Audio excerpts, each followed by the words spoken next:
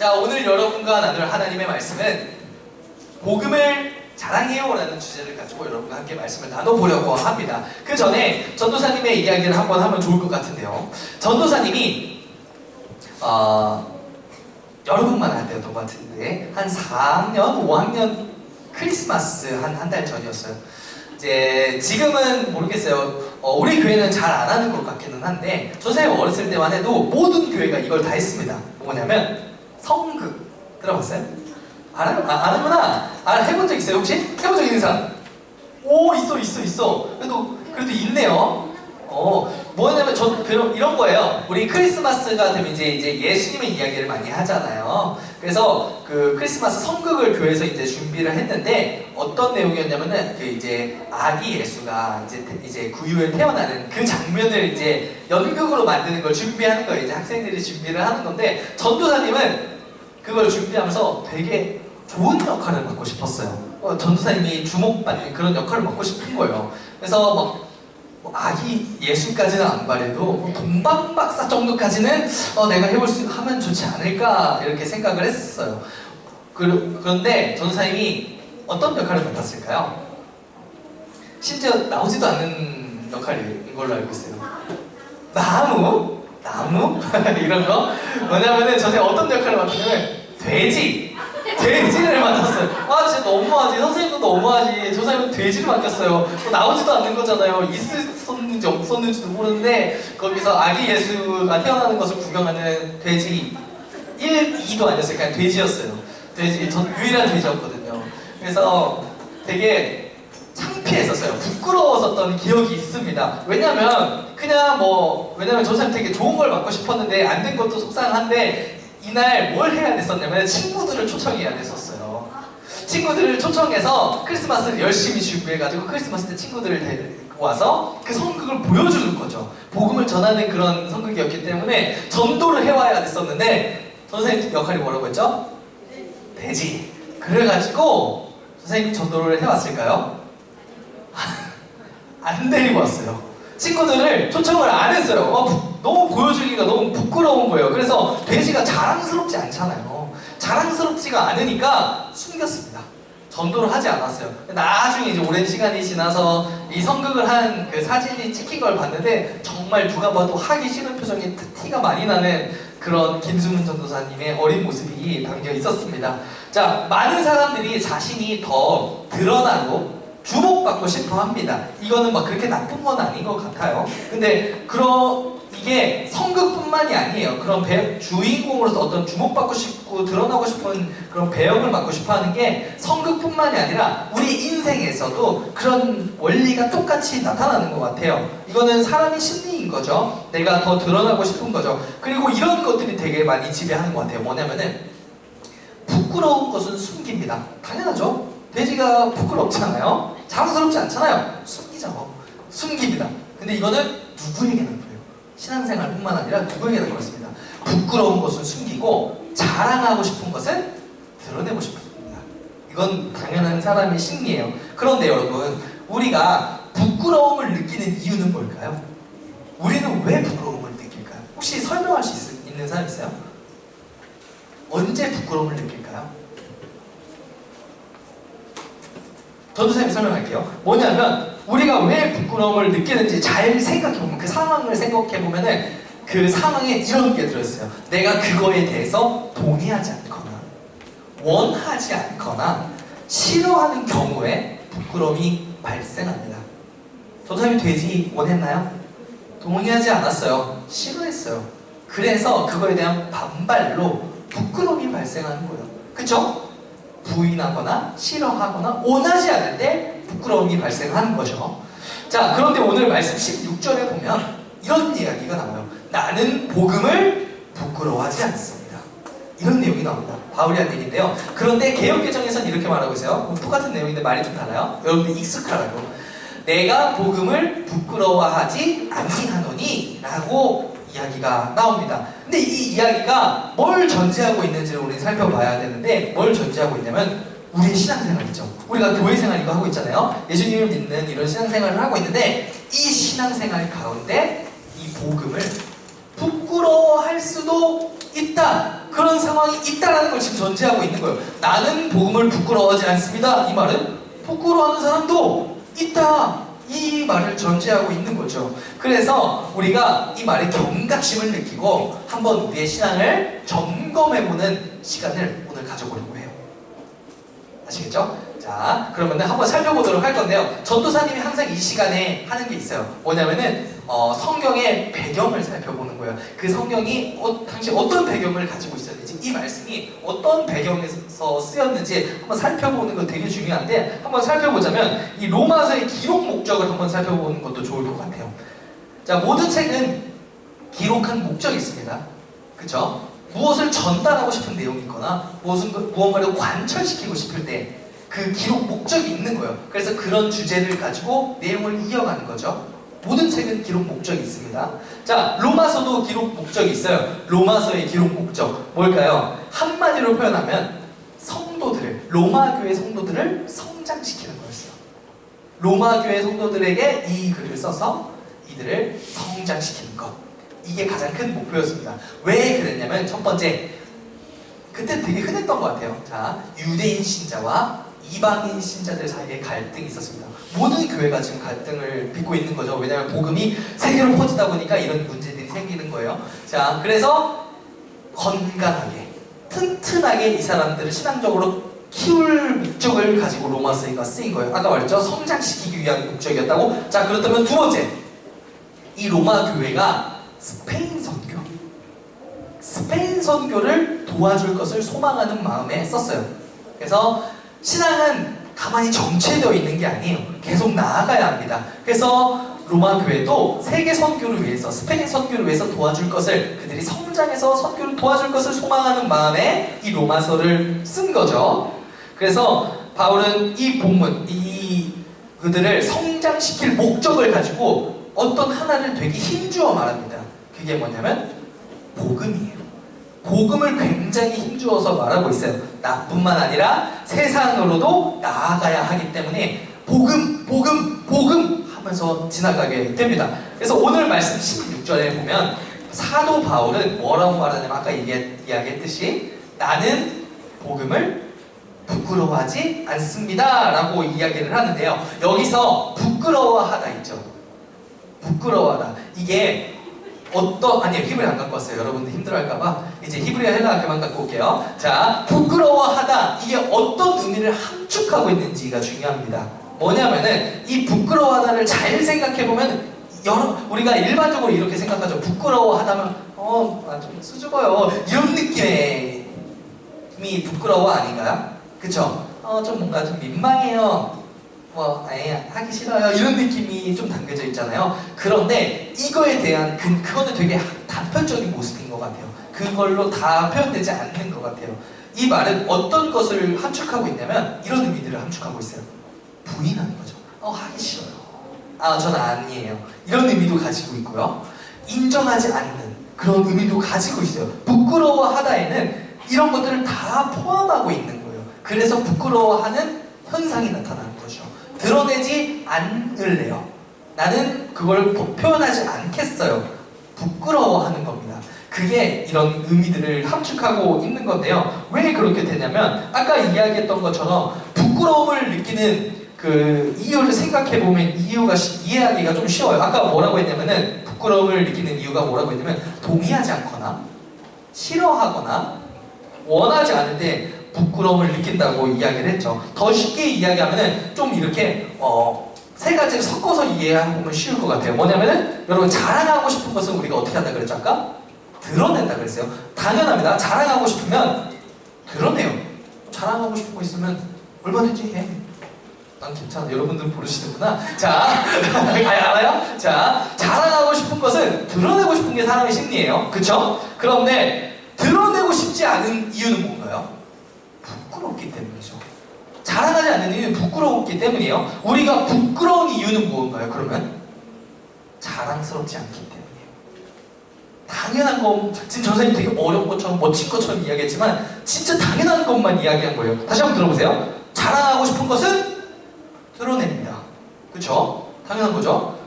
드러내고 싶지 않은 것은 부끄럽기 때문이에요. 부끄러운 이유는 그것이 자랑스럽지 않기 때문이에요. 이 원리를 잘 기억해야 되는 거예요. 그런 의미에서 바울이 한 말, 복음을 부끄러워하지 않습니다. 이 말은 우리가 이렇게도 이해할 수 있을 것 같아요. 복음을 드러내겠습니다. 복음을 자랑하겠습니다. 라고도 우리가 이해할 수 있을 것 같습니다. 자, 복음은 우리가 알고 있듯이 예수님이 전한 말씀이죠. 그리고 예수님의 죽으시고 다시 사신 그 자체가 복음입니다. 여러분들이 이미 다 알고 있어요. 그런데 바울이 이 복음을 부끄러워한 적이 있을까요? 없을까요? 여기서 부끄러워하다는 부인하다, 그러니까 하지 않겠다, 드러내지 않겠다의 의미입니다. 바울이 복음을 부끄러워한 적이 있을까요? 있죠. 사울이라고 불렸을 때 복음을 부끄러워했죠. 부인했죠. 드러내지 않는 사람이었어요. 오히려 그 복음을 따르는 사람들을 핍박하고 괴롭혀야 된다고 생각했던 사람이 바울이죠. 그쵸? 그런데 그가 다메섹 도상에서 부활하신 예수님을 만납니다. 여러분이 이미 너무들 익숙한 이야기이긴 하지만 다시 한번 얘기를 드리자면 다메섹 도상에서 부활하신 예수님을 만나요. 그리고 거기서 구원의 확신을 갖게 됩니다. 예수님 날 위해 죽으셨구나. 그게 믿어지게 돼요. 그래서 구원의 확신을 얻게 됩니다. 그 순간부터 부끄럽게 생각했던 복음이 완전 전환되게 돼요. 어떻게 받게 되면 자랑스럽게 됩니다. 자랑스럽게 여기게 돼요. 그리고 아까 뭐라고 했죠? 자랑스러운 거는 드러낸다 그랬죠. 엄청 드러내기 시작해요. 자랑하고 싶은 거 있으면 얼마든지 해가지고 지금 얼마든지 하게 되는 바울이 되고 있어요. 얼마든지 하고 다닙니다. 어딜 가든 복음을 막 전하기 시작해요. 그래서 지금까지 자기가 아끼고 생각해오던 모든 것들을 빌립보서 3장 8절에 뭐라고 말하냐면 쓰레기로 여긴다고 말합니다. 어른들 개역개정에는 배설물이라고 번역을 했어요. 그만큼 가치 없다고 여기게 된 거예요. 그동안 따랐던 모든 헛된 것들을 다 뒤로 하고 이제는 오직 복음만을 위하여서 살기로 작정하게 된 거예요. 어떤 일이 있고 나서 이런 일이 생기게 되는 거죠? 다메섹 도상에서 부활하신 예수님을 만난 후로부터 이런 일이 일어나게 된 거예요. 그런데 누군가는 이렇게 극적인 변화를 맞이하죠. 자, 복음이 딱 왔어요. 이제 바울은 엄청나게 극적인 변화를 맞이했어요. 그런데 누군가에게는 복음이 전해지지만 부끄러운 거예요. 왜 이런 차이가 발생할까요? 누군가는 다 이제 배설물이야. 이제는 복음을 위해서 살겠어. 이렇게 변화가 일어났는데 누군가는 그냥 부끄러워. 드러내지 않을래. 나에겐 그렇게 자랑할 만한 게 아니야. 그냥 살래. 이런 우리의 차이가 왜 발생하는 걸까요? 그것은 이것 때문이에요. 복음의 능력을 경험하지 못했기 때문에. 복음의 능력을 경험하지 못했기 때문에 이런 차이가 발생하는 거죠. 여러분, 복음은 아는 것이 아니라 경험하는 것. 아는 것으로는 완전하지 않아요. 복음은 경험해야만 복음다워지는 거예요. 여러분, 제주도 이야기 기억해요? 선생님이 한번 제주도 이야기 했는데, 제주도 알아요? 한다고 해서 안다고 대답하기 위해서는 뭐가 필요하죠? 가봐야 돼요. 내가 가봐야 안다고 말을 할 수가 있는 거예요. 내가 제주도에 한라산이 있지, 제주도는 섬이지, 이렇게 해서 내가 그런 정보를 안다고 해서 제주도를 안다고 말을 할 수 있을까요? 알긴 하지만 그건 온전히 안다고 말을 할 수가 없는 거예요. 흑돼지도 먹어보고 한라산도 올라가 보고 도깨비도로 가서 물도 이렇게 흘러갔더니 진짜 올라가는 것도 보고 그걸 다 경험해봐야 우리가 제주도를 안다고 표현할 수 있지 않을까요? 안다는 것은 아는 것으로 멈추면 그것은 온전한 알미라고 표현할 수가 없습니다. 복음도 마찬가지예요. 예수님께서 죽으시고 다시 사신 것, 그것이 복음이죠. 근데 이거를 그냥 지식적으로 설명할 수 있다고 해서 내가 복음을 안다 라고 할 수 있을까요? 그렇지 않다는 거예요. 복음의 능력을 경험해야만 복음을 안다고 말을 할 수가 있는 거예요. 그렇다면 복음을 부끄러워하는 사람들은 왜 복음을 부끄러워하는 거예요? 저거예요. 딱 나에게 복음이 자랑할 만한 게 아니에요. 내가 복음을 드러내고 싶지 않아. 굳이. 왜 그런 거예요? 저것 때문에요. 이거. 복음의 능력을 경험하지 못했기 때문에 내가 안다고 그리고 드러낼 수가 없는 거죠. 복음이 자기에게는 자랑할 만한 것이 아닌 거죠. 자기 삶에 드러낼 만한 게 아닌 거예요. 예수님이 나를 위해 죽으시고 다시 사신 것이 나에게 실제가 되지 못하고 얼마나 위대하고 감사한 것인지 모르니까 부인하고 원하지 않고 싫어하고 드러내지 않는 거죠. 부끄러워하는 거예요. 예수님이 우리에게 이미 주신 구원을 확신하지 못하기 때문입니다. 여러분 혹시 밥 먹을 때 기도하나요? 하죠? 당연히 해야죠. 하시죠? 자, 그렇다면 학교에서 급식 먹을 때도 기도하나요? 그리고 또 편의점에서 친구들과 라면 먹을 때 기도하나요? 자, 여러분들에게 비난하고 싶지 않기 때문에 나는 기도 안 한다 하는 사람은 새끼발가락을 들어주세요. 저는 비난하고 싶지 않아요. 자, 다 보여요. 그렇죠? 그럴 수 있어요. 그럴 수 있습니다. 여러분 그럴 수 있어요. 왜냐면 전도사님도 그랬거든요. 전도사님도 진짜 그랬어요. 그냥 평소에는 참 기도를 잘했어요. 왜냐면 어렸을 때부터 교회 다녔으니까 밥 먹을 때 기도하는 게 그렇게 어렵지 않았어요. 그냥 합니다. 그런데 고학년이 점점 되어가면서 친구들 앞에서 학교에서 급식 먹을 때 집에서는 합니다. 엄마한테 맞으니까. 자, 근데 이제 학교에서 이제 친구들이랑 밥 먹을 때 딱 앞에 있는데 기도하기가 너무 민망한 거예요. 부끄러워. 왜 그런지 모르겠는데 숨기고 싶어요. 숨기고 싶어요. 왜 그럴까요? 아직 저걸 경험하지 않았기 때문에, 복음의 능력을 경험하지 않았기 때문에 복음이 나에게 자랑할 만한 게 아직 아닌 거예요. 드러내고 싶지가 않은 거죠. 굳이 부끄럽습니다. 그래서 마음이 영 찔리는 날이 있어요. 너무 찔리는 날에는 그래도 하긴 했어요. 어떻게 했냐면은 하면서 이제 밥 딱 갖다 대고 하고 이렇게 하게 했었던 것 같아요. 한 0.5초 이렇게 기도를 짧게, 지금 웃는 사람들은 다 그렇게 기도를 해본 거죠. 네, 전도사님도 그렇게 많이 했었던 것 같아요. 자, 부끄러우니까 그런 거죠. 예수님을, 복음의 능력을 경험하지 못했기 때문에 그런 일들이 일어나는 거예요. 그런데 전도사님이 얘기했듯이 고등학교 3학년 때 예수님을 인격적으로 만나게 되는 일이 있었어요. 근데 그때 뭘 느끼게 되었냐면은 전도사님의 죄가 너무 많고 너무 크구나. 그리고 예수 그리스도가 그 나를 위해 죽으셨구나. 날 구원하기 위해. 그리고 다시 사셨구나. 그 사실이 너무 감사하면서도 죄송하다는 생각이 많이 들게 되었어요. 그분의 사랑이 마음 깊은 곳에서 느껴지게 되니까, 그 복음의 능력이 전도사님의 삶에 들어오게 되니까 전도사님의 삶이 변화되기 시작했어요. 다시는 이전처럼 살기 싫어진 거예요. 이전처럼 살기 싫어지면서 변화되기, 모든 것이 달라지기 시작했습니다. 밥 먹을 때 기도하는 거 우습죠? 무조건 합니다. 아주 당연하게 하게 되고요. 말하는 것, 생각하는 것, 행동하는 것이 전부 다 달라지게 되었어요. 친구들과의 관계에서도 정말 많이 달라지게 되었어요. 완전히 변화가 일어나게 된 거죠. 사랑받은 자답게, 은혜 받은 자답게 살고 싶어졌어요. 그리고 전도사님이 하는 그런 생각과 말과 행동들을 통해서 친구들에게 예수님이 전해졌으면 좋겠다는 생각이 들게 되었어요. 그래서 자랑하게 되었고요. 드러내는 삶을 살게 되었어요. 왜 그렇게 되었다고요? 왜 전도사님이 그렇게 변하게 된 거라고요? 이것 때문에. 복음의 능력을 경험했기 때문에. 복음의 능력을 경험했기 때문에 그런 일들이 일어나게 된 거죠. 여러분, 유대인들은 복음을 굉장히 부끄럽게 여깁니다. 그러니까 받아들이지 않는다는 의미예요.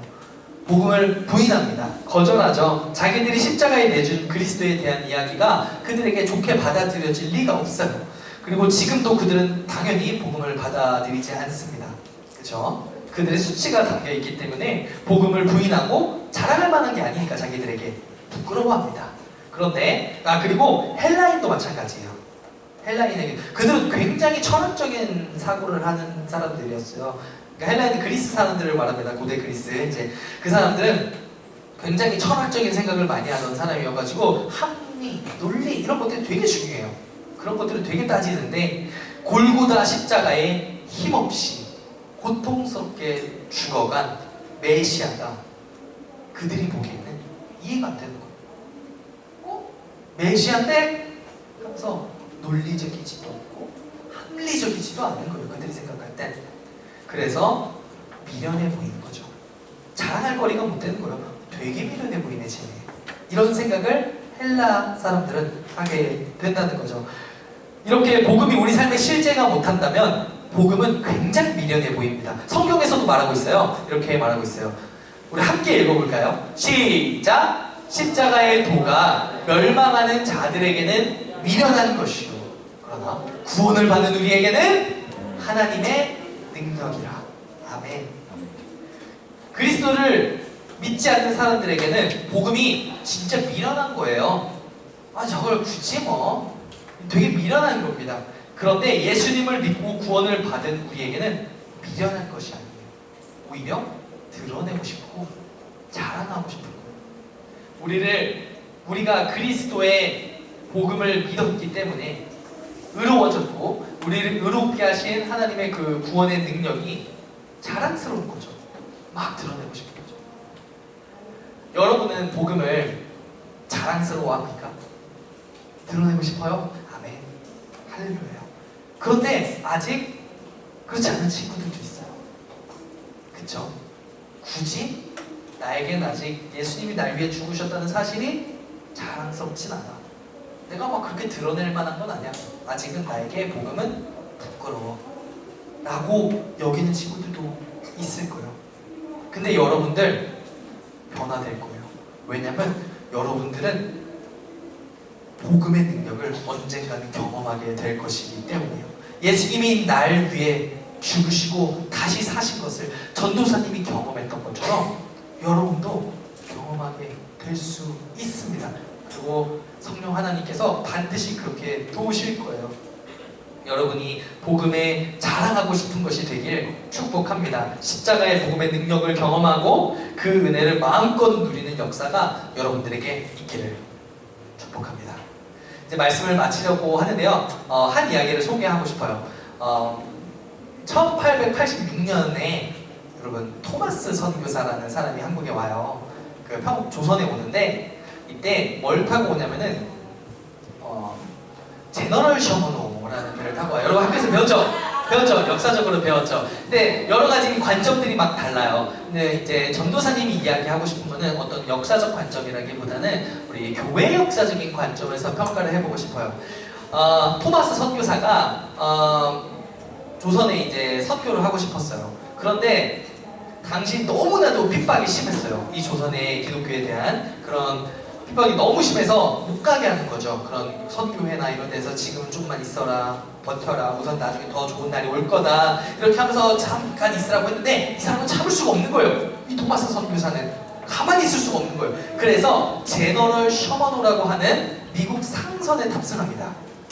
이 배는 상선이에요. 선교하려고 한 배가 아닙니다. 그래서 조선에 들어와요. 그래서 평양을 갑니다.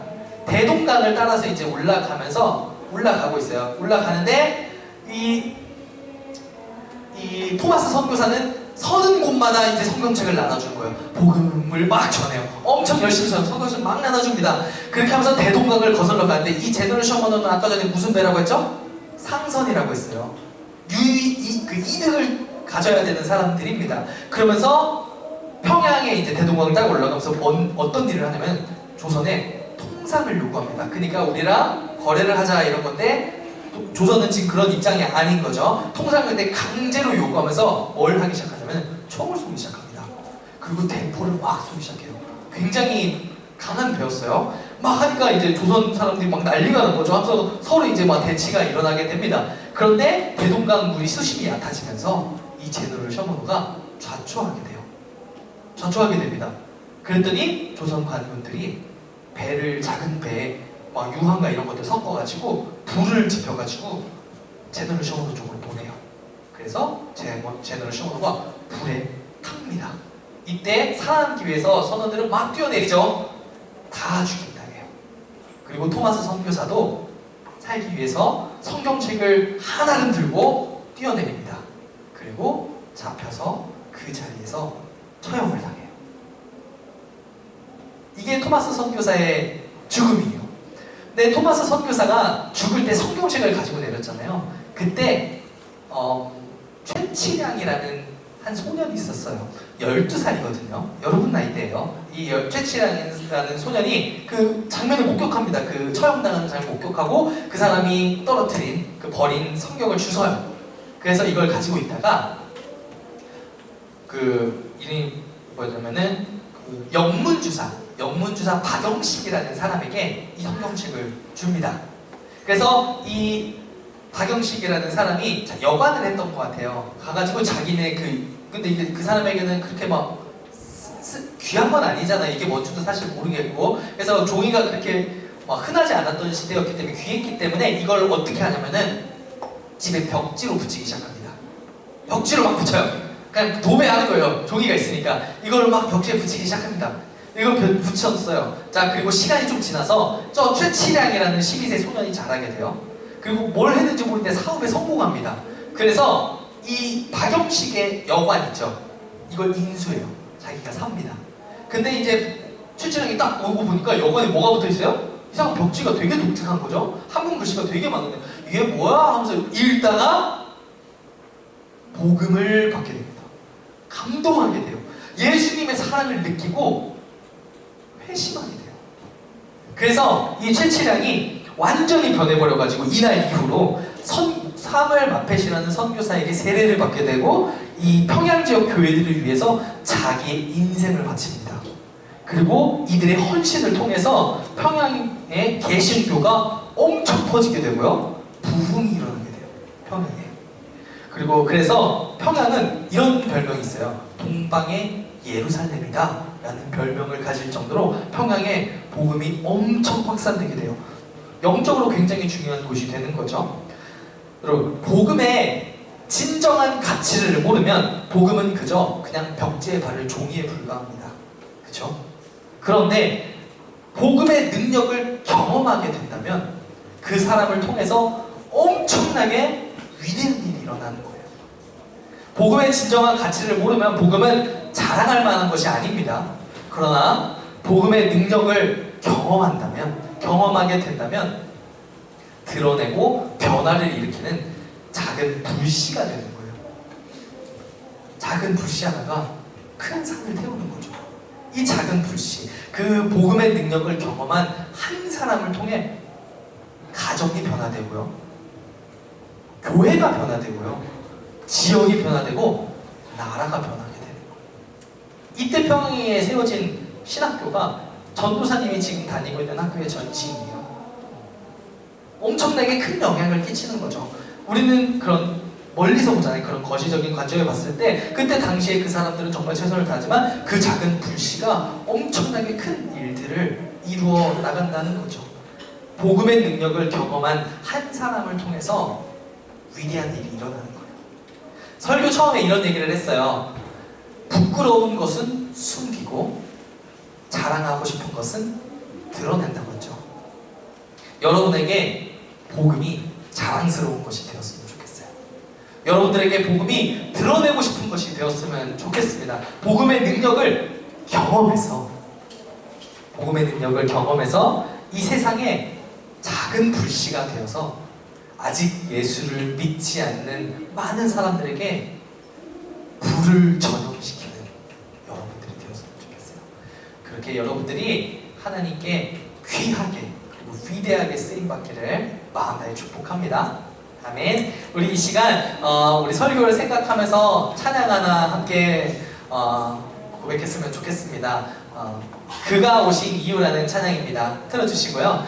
이 찬양의 가사를 보면 앞부분은 복음의 내용이 담겨있고 뒷부분에는 이제 우리가 라는 내용이 있어요. 복음의 능력을 경험한 우리의 고백이 되기를 바라며 함께 고백하겠습니다.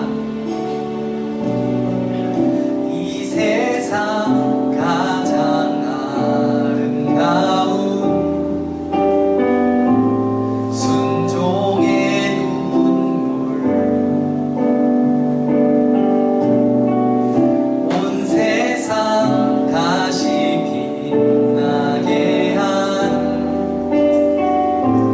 생명의 눈물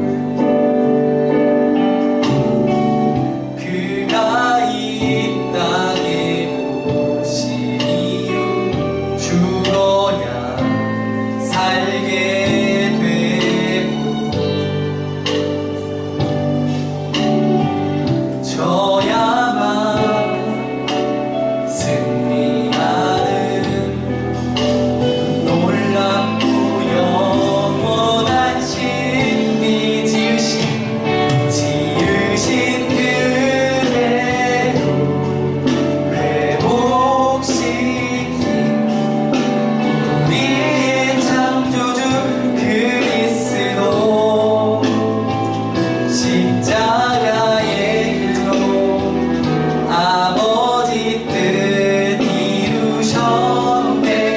그가 이 땅에 오신 이유 이제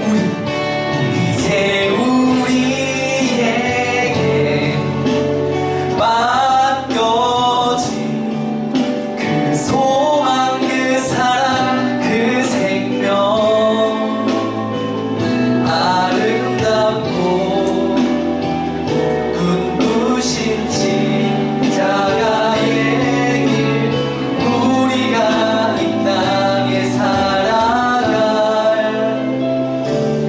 이유. 오늘의 말씀을 기억하면서 또 우리가 방금 함께 부른 이 찬양의 가사를 생각하면서 우리가 이 시간 기도했으면 좋겠어요. 하나님, 제게도 복음의 능력을 허락하여 주시옵소서. 예수 그리스도가 날 위해 죽으시고 다시 사셨다는 그 구원의 기쁨과 감격이 제게도 있기를 소망합니다.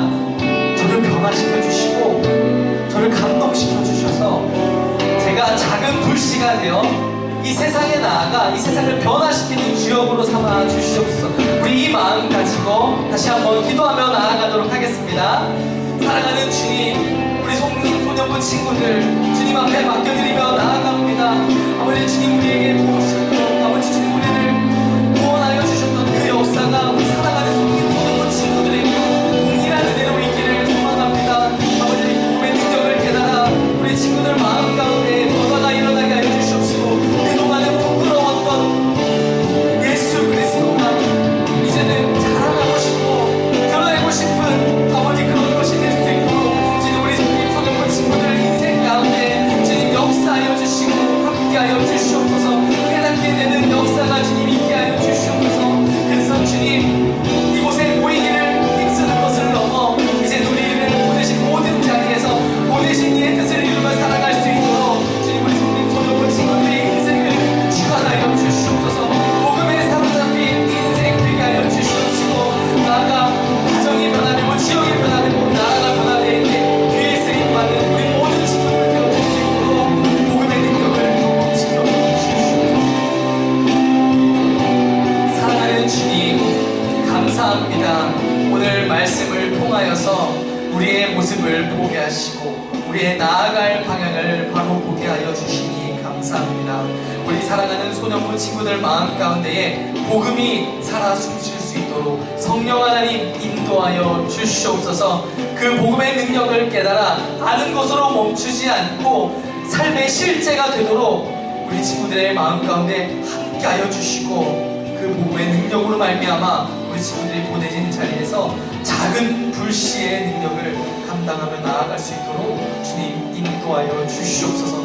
그렇게 역사하실 우리 주님을 믿고 감사드리며 우리 주 예수 그리스도의 이름으로 기도드렸습니다. 아멘.